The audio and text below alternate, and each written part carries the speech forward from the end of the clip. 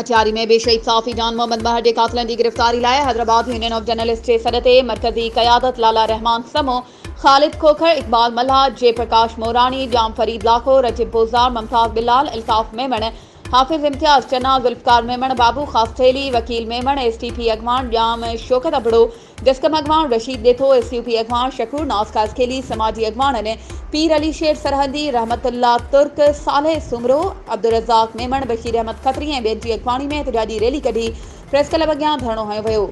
एहतजाजी rally ठारूशाह road खां निकिती जेका शहर के मुख़्तलिफ़ इलाइक़नि मां थींदी प्रेस क्लब पहुती जिते धरणो हयो वियो। रैली में सहाफ़ी बिरादरी सां गॾु सियासी समाजी क़ौमपरस्त पार्टियुनि जे अगवाननि कारकुननि ऐं शहरनि वॾे अंग में शिरकत कई।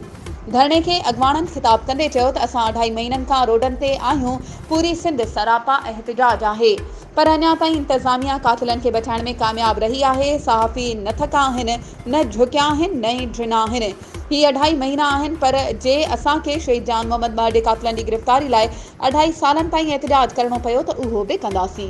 वधीक ख़बरूं ऐं अपडेट्स जे लाइ असांजे चैनल खे सब्सक्राइब कयो ऐं हा, बेल आइकन खे प्रेस करणु न विसारिजो त जीअं असांजी हर नई अचण वारी वीडियो तव्हां ताईं पहुची